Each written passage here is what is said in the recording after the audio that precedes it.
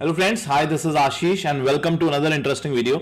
आज के इस वीडियो में बात करेंगे एक ऐसी कंपनी में जो पावर सेक्टर से बिलोंग करती है। काफी पॉपुलर कंपनी है, काफी लोगों ने मुझसे बोला था इसका स्टॉक पे वीडियो बनाने के लिए, तो मैंने कहा क्यों नहीं बनाएंगे जरूर बनाएंगे इस पे वीडियो और इसको डिटेल में एनालिसिस करेंगे, देखेंगे पावर सेक्टर कहां पे जा रहा है, देखेंगे ये कंपनी कहां पे जा रही है, क्या यहां से और ऊपर जा सकती है कंपनी, क्या इसके टारगेट्स हो सकते हैं। ऐसा तो नहीं कि ये कंपनी एक मल्टी बैगर कंपनी बनने वाली है फ्यूचर की, या फिर कोई बबल तो नहीं क्रिएट किया जा रहा। उस सब के बारे में मैं डिटेल में बात करूंगा। जी हां, तो ये कंपनी है टाटा पावर, जो पावर सेक्टर से बिलोंग करती है। अगर मैं इंडिया से बात करूं, इंडिया के अंदर ये सेकंड नंबर पर आती है आफ्टर एनटीपीसी। एनटीपीसी की जो साल की सेल होती है ना, वो आप इस तरीके से मान सकते हैं कि 1,75,000 करोड़ के आसपास की सेल है। और सेकंड नंबर पे जो कंपनी आती है वो है टाटा पावर, उसकी है 55,000 करोड़। डिफरेंस देख रहे हैं आप, 1,75,000 जो टॉप वन पर आ रही है और 55,000 जो सेकंड नंबर पर आ रही है। चलिए, ये तो हमें डिफरेंस समझ में आ गया, बट इस सेक्टर में एक्चुअली हो क्या रहा है, क्यों इतनी कंपनियां बढ़ गई और अब क्या एक्चुअल में पोजीशन है, वो सब मैं आपको डिटेल में बताऊंगा। इस वीडियो को पूरा जरूर देखिएगा क्योंकि काफी कुछ आपको लर्निंग्स मिलने वाली है इस वीडियो से। तो पहले देख लेते हैं। देखिए, यहां पर अगर मैं आपको दिखाऊं कि पावर सेक्टर में टाटा पावर ने पिछले 2020 का अगर मैं लो पकड़ूं, जब कोविड आया था और मार्केट में थोड़ा क्रैश आया था, वहां से अभी तक 1000% का इंक्रीज हो चुका है। बट पिछले कुछ टाइम से हम बोल रहे हैं कि कंपनी नहीं परफॉर्म कर रही है, एक रेंज में आ चुकी है। जी हां, रेंज में तो आ चुकी है, बट अगर आप इसका परफॉर्मेंस देखें तो 1000%, जो कंपनी 20 रुपए के आसपास थी 2020 में, आज वो 233 रुपीस के आसपास हो चुकी है। इतना ज्यादा मूवमेंट 1000% 2 से 3 साल के अंदर। दूसरी पावर कंपनी देख लेते हैं। दूसरी पावर कंपनी जो है, यहां पे मैं आपको दिखाऊं, एनटीपीसी। एनटीपीसी का भी अगर आप देखें तो ऑलमोस्ट 200% का रिटर्न आ चुका है। सबसे ज्यादा यहां पे टाटा पावर का ही आया है पिछले 3 सालों के अंदर, 1000% से भी ज्यादा। एनटीपीसी का 200% के आसपास आया है। जो तीसरी कंपनी यहां पर आती है पावर ग्रिड, थर्ड नंबर पे अगर हम उसका देखें तो उसका भी ऑलमोस्ट 200% के आसपास है। Actual number is 190%। इतनी ज्यादा रिटर्न्स इन स्टॉक्स में आ चुके हैं 2 से 3 साल के अंदर। अब ऐसा क्या हो रहा है कि अगर मैं आपको इसकी ऑर्डर बुक भी दिखाऊं ना, अब मैं आपको सब पॉजिटिव भी दिखाऊंगा, नेगेटिव भी दिखाऊंगा। यहां पे प्लीज वीडियो को मैं फिर से सजेस्ट कर रहा हूं, पूरा देखिएगा क्योंकि काफी कुछ इसमें आपको इनसाइट्स ऐसे मिलने वाली है जो शायद आपने पहले कभी सुनी नहीं होंगी। बहुत सारे आपने वीडियोस देख चुके होंगे यूट्यूब पे या कई न्यूज चैनल्स में भी, जो आपको ये बता रहे होंगे कि पावर सेक्टर में रिन्यूएबल सोर्सेज आने वाली है, पावर सेक्टर में एक शिफ्टिंग होने वाली है, उसकी वजह से ये पूरा बूम आ रहा है। बिल्कुल आ रहा है बूम, बट एक्चुअल में क्या बूम है वो मैं आपको अब दिखाता हूं। यहां पर काफी सारे कॉन्ट्रैक्ट्स टाटा पावर को मिल रहे हैं। अगर आप देखें तो ये कॉन्ट्रैक्ट्स है अभी को और ये सब रीसेंट आर्टिकल्स में आपको दिखा रहा हूं, जो नए नए कॉन्ट्रैक्ट्स ऑर्डर्स मिलते जा रहे हैं टाटा पावर को। अभी ये देखिए 1744 करोड़ का एक ऑर्डर मिला टाटा पावर को। ये सब रीसेंट आर्टिकल्स हैं। अगर मैं आपको अभी कल का ही लेटेस्ट आर्टिकल्स दिखाऊं, जो कल का अभी वीडियो आर्टिकल है, 13,000 करोड़, 55,000 करोड़ की साल की इसका रेवेन्यू होता है, उसमें से 13,000 करोड़ का इसको नया ऑर्डर मिला है महाराष्ट्र की गवर्नमेंट की वजह से। और महाराष्ट्र के जो सीएम हैं उन्होंने भी ट्वीट करके खुद बताया, टाटा पावर ने तो ट्वीट नहीं करा, बट महाराष्ट्र के जो सीएम है उन्होंने ट्वीट करके बताया कि हमने टाटा पावर को एक कॉन्ट्रैक्ट दिया है 13,000 करोड़ का। 8 अगस्त को यह ट्वीट आया है। देखिए, तो ऐसा क्या हो रहा है कि कंपनी में नए नए प्रोजेक्ट्स मिलते जा रहे हैं, कंपनी में शिफ्टिंग आती जा रही है, कंपनी के स्टॉक प्राइसेस बढ़ते जा रहे हैं। तो इन आर्टिकल्स को देखकर तो ये लगता है कि पावर में काफी डिमांड आने वाली है। पहला वो रीजन है स्टॉक्स को बढ़ने का, और दूसरा यहां पर कुछ शिफ्टिंग हो रही है। वो क्या शिफ्टिंग हो रही है वो भी मैं आपको दिखा देता हूं। स्क्रीन पे पहले मैं आपको एक चीज दिखाना चाहूंगा कि ये गवर्नमेंट की वेबसाइट है, मेरा कोई आर्टिकल नहीं है। यहां पर आप देख सकते हैं कि पावर जनरेशन जो है वो कितनी डिमांड है। अगर हम इसको देखें इंडिया के अंदर, and that includes the total power मतलब इसके अंदर थर्मल से भी जो बनती है, रिन्यूएबल सोर्सेस से भी जो पावर बनती है, वो ग्रो कर रही है 5.23% के आसपास पिछले कुछ सालों के अंदर। ये अभी से नहीं, ऑलमोस्ट 2010 से 5% से ग्रो कर रही है। तो डिमांड तो बहुत ज्यादा नहीं दिख रही मुझे यहां पर। ये तो दिखा रहा है कि 5% से ग्रो कर रहे हैं नंबर, तो फिर इतना बूम क्यों है इस सेक्टर के अंदर। और भी मैं आपको कोई डिटेल दिखाता हूं। उससे पहले हमें यह समझना होगा कि देखिए, इलेक्ट्रिसिटी का जो फोरकास्ट है, वो फोरकास्ट, ये भी मेरे नंबर्स नहीं है, मैं बार बार आपको बोल रहा हूं, 2020 से जो फोरकास्ट चल रहा है इनका, वो 7% के आसपास हम ग्रो कर रहे हैं। तो जब डिमांड ऑलरेडी 5% से ग्रो कर रही है, फोरकास्ट में हम बोल रहे हैं कि 7% के आसपास हम ग्रो करने वाले हैं इलेक्ट्रिसिटी पावर डिपार्टमेंट के अंदर, तो ये स्टॉक प्राइसेस क्यों चढ़ रहे हैं इतना, बार बार ये क्वेश्चन दिमाग में आता है। उसका रीजन मैं आपको एक चीज यहां पे और दिखा देता हूं कि ये है एक्चुअल रीजन। इस चीज को समझना इंपॉर्टेंट होगा कि जो पावर बनती है ना, उसके पीछे 4 मेन सोर्सेज होते हैं पावर को। अब इस चीज को ध्यान से समझिएगा 2 मिनट के लिए। पहला सोर्स होता है थर्मल, दूसरा होता है renewable, third hydro and fourth is nuclear. So जो थर्मल आता है उसके अंदर कोल होता है, गैस होती है और डीजल होती है, इससे पावर बनती है। अब यहां से जो शिफ्टिंग हो रही है वो शिफ्टिंग हो रही है थर्मल से हटकर, अब जो नई पावर कंपनीज हैं एनटीपीसी और टाटा पावर, ये रिन्यूएबल आ रही हैं। रिन्यूएबल मतलब जो सोलर से, जो सन, नेचुरल चीजों से हम इलेक्ट्रिसिटी बना सकते हैं, वो यहां पर फोकस हो रहा है। ठीक है, बट उससे भी क्या, आप यहां पर एक क्वेश्चन ध्यान से समझिएगा, क्या डिमांड बढ़ने वाली है? ये तो एक शिफ्टिंग है। एक थर्मल मतलब पहले जो मेरा सोर्स था कोल से मैं पावर बनाता था, अब कोल से पावर ना बना के अब मैं एक रिन्यूएबल सोर्सेस जो मेरी हैं उनसे मैं पावर बनाऊंगा।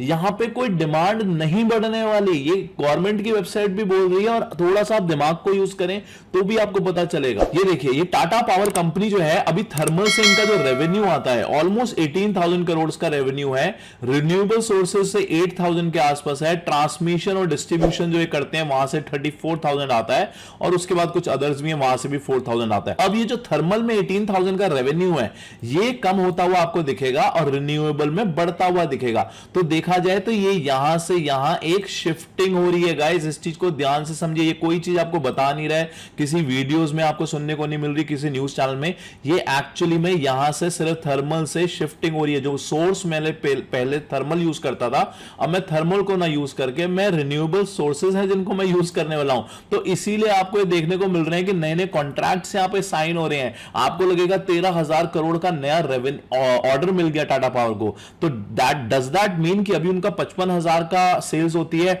अब वो 13,000 से और बढ़ने वाली है, मतलब 65-67,000 की सेल्स हो जाएगी? नहीं, ऐसा नहीं होगा, सेल्स इतनी नहीं बढ़ने वाली।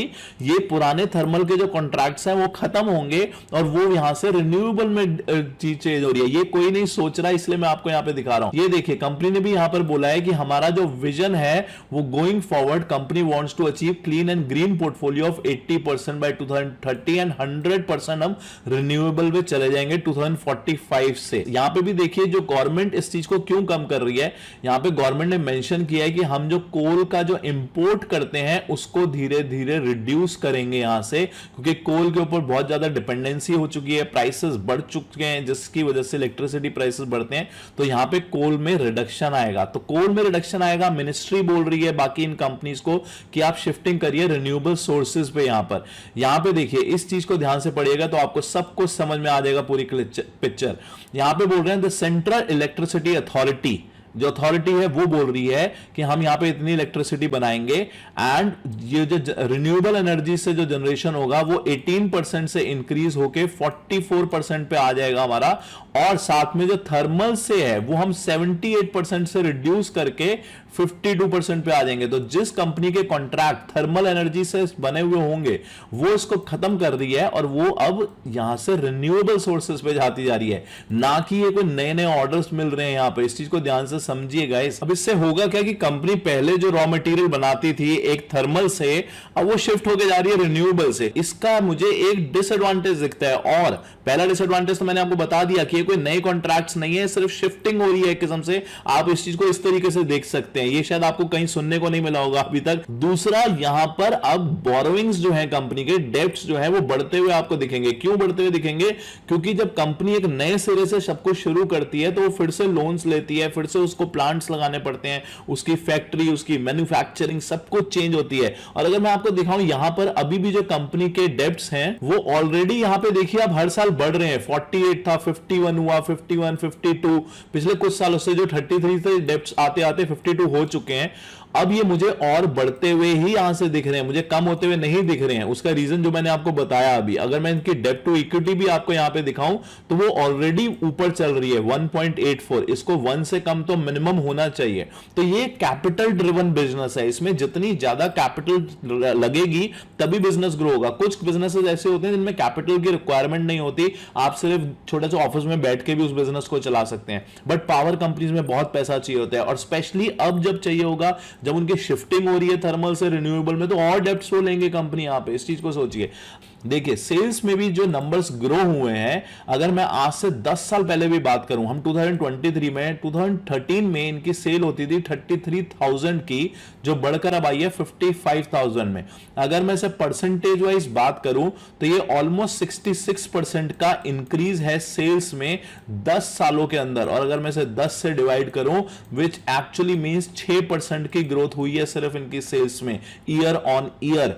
और यही अभी हमने वेबसाइट्स पे भी देखा गवर्नमेंट की, जो इलेक्ट्रिसिटी की डिमांड है वो 5 से 6% ही बढ़ रही है, उससे ज्यादा नहीं बढ़ेगी। यहां पर वो फोरकास्ट में भी उन्होंने ये नंबर्स अपने दिखाए हैं। एक और नेगेटिव मैं आपको यहां पे दिखा देता हूं, कंपनी के ऑपरेटिंग प्रॉफिट मार्जिन देखिए, जो 21% होता था वो 16 पे आया, वो 14 पे आ गया। मार्जिन गिरते जा रहे हैं कंपनी के।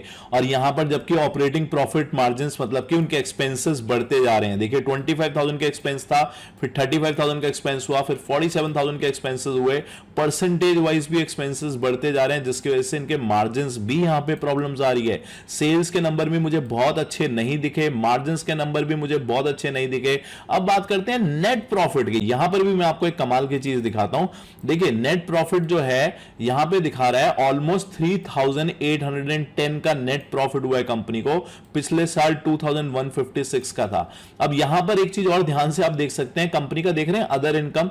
अदर इनकम क्या होती है? अदर इनकम ये उस तरीके से आप देख सकते हैं कि कंपनी के मेन बिजनेस से पैसा नहीं आया, या तो कंपनी ने कुछ एसेट्स बेचे हैं, कुछ उनका प्लांट रहा होगा, कुछ फैक्ट्रीज रही होंगी, कुछ लैंड रहा होगा, या हो सकता है उनकी कोई कंपनी रही हो जो उन्होंने बेची थी जिससे ये पैसा आया। तो वो पैसा शॉर्ट टर्म के लिए होता है, लॉन्ग टर्म के लिए तो नहीं होगा। मैंने एक बिल्डिंग बेच दी, अपना एक अपार्टमेंट बेच दिया, मुझके 1 साल 2 साल के अंदर पैसा आ गया, उसका तो पैसा आना बंद हो जाएगा। तो ये कंपनी के मेरे मेन बिजनेस से पैसा नहीं आ रहा, कुछ अदर इनकम से पैसा आ रहा है। अब देखिए यहां पे कंपनी की जो अदर इनकम है 5,540 करोड़ की है। कंपनी की 5,000 करोड़ की अदर इनकम है, और नेट प्रॉफिट उससे भी कम है। मतलब कि अदर इनकम अगर मैं हटा दूं तो कंपनी लॉस में है यहां पर। I hope it is making sense. कुछ मजा आ रहा है, कुछ नया सीखने को मिल रहा है। आई होप ये चीजें आपको कहीं सीखने को नहीं मिल रही होंगी। सब्सक्राइब नहीं करा तो कर लीजिएगा। तो देखिए इस तरीके से हमें कंपनीज को एनालाइज करना होता है। ये मुझे एक कंपनी उस तरीके से दिख रही है, ये एक स्टोरी बनाई जा रही है जो ग्रीन रिन्यूएबल एनर्जीज की तरह बनाई जा रही है कि रिन्यूएबल एनर्जीज में इतना बड़ा बूम आने वाला है। आपको यहां पर इनके इलेक्ट्रिसिटी के पंप्स दिख रहे हैं, 1,000 यूनिट्स लगने वाली है, मॉल्स में इलेक्ट्रिक चार्जेस लगने वाले हैं। ठीक है, वो सब बातें अच्छी हैं। ऑन पेपर्स में जो मैंने आपको दिखाया इसको भी हम निगलेक्ट नहीं कर सकते। ये एक किस्म से थर्मल से रिन्यूएबल पे सिर्फ शिफ्टिंग है। ऐसा नहीं है कि थर्मल का काम जो चल रहा था वो तो चलेगा ही और अब मुझे रिन्यूएबल का और काम मिल जाएगा। जी नहीं, थर्मल का काम बंद करने वाली है कंपनी और वो सिर्फ शिफ्टिंग हो रही है। यहां पर ये जो अदर इनकम है, ये देखिए कंपनी ने अपने 0.5 में भी बेचा है। ये इन्होंने कुछ एसेट्स हैं जिनको बेचा है 2000 अभी इसी साल, उसकी वजह से इनकी अदर इनकम बढ़ी है। यहां पर ये पॉइंट्स में यहां भी मेंशन किया गया है। और भी मैं आपको यहां पे दिखा दूं तो कंपनी से पूछा गया है कॉन कॉल में कि आपकी जो अदर इनकम है ये कहां से आ रही है 512 करोड़ के आसपास की। तो इन्होंने क्लैरिफाई किया है कि हमने कोई प्रोजेक्ट है जो पिछले साल चल रहा था हमारा, उसको हमने क्लोज किया है जहां से हमें 1200 करोड़ आने थे और उसका काफी हिस्सा अब हमारे पास आ चुका है, जिसमें से 512 करोड़ रुपए हमने एज ए डिविडेंड है। तो ये पैसा हमारे पास आ चुका है। तो आने वाले साल में क्या होगा? आने वाले साल में अदर इनकम्स भी इनकी कम होती हुई दिखेगी। राइट, आप इस चीज को ध्यान से सोचिए। ये देखिए मैं नहीं बता रहा हूं, आप इसको ये मत सोचिएगा कि मैं नेगेटिव बताना चाह रहा हूं। मैं पॉजिटिव भी दिखाता हूं, मैं नेगेटिव भी दिखाता हूं। बट यहां पर क्या हो रहा है, पहली चीज मुझे सिर्फ शिफ्टिंग दिखी थर्मल से रिन्यूएबल में, कोई नए कॉन्ट्रैक्ट्स नहीं है। सेकंड चीज, कंपनी अब डेब्ट्स और ज्यादा बढ़ाएगी क्योंकि उनको अब रिन्यूएबल सोर्सेज से पावर को बनाना है, तो कंपनी पे खर्चा आएगा, डेब्ट्स बढ़ेंगे। तीसरी चीज, कंपनी के जो नेट प्रॉफिट है वो अदर इनकम्स अगर मैं हटा दूं तो कंपनी लॉस में है यहां पे। चौथी चीज, कंपनी की जो सेल्स है वो 5 to 6% ही बढ़ी है। सातवीं चीज, जो गवर्नमेंट के डेटा बोल रहा है, मेरा डेटा नहीं है, कि इलेक्ट्रिसिटी पावर डिपार्टमेंट में जो वो फोरकास्ट कर रहे हैं वो 5 to 7% की ग्रोथ फोरकास्ट कर रहे हैं। एक अच्छी बात मैं जरूर यहां पर ये बोलूंगा कि कंपनी जब कोल थर्मल सोर्स से अब रिन्यूएबल सोर्स पे जा रही है, उसका एक एडवांटेज ये होता है कि कंपनी के मार्जिन जो होंगे ना वो यहां पर कुछ आने वाले सालों में आपको आपको बढ़ते हुए दिखेंगे, क्योंकि कोल जो होता था वो कॉस्टिंग बहुत ज्यादा करता है, तो आपका जब रॉ मटेरियल ज्यादा कॉस्ट करेगा आप कम पैसा बना पाओगे, राइट। बट यहां पर जो रिन्यूएबल सोर्सेज होती हैं उससे आपका ज्यादा मार्जिन निकलेगा, तो मार्जिन हो सकता है यहां पे आने वाले टाइम में कंपनी के जरूर बढ़ते हुए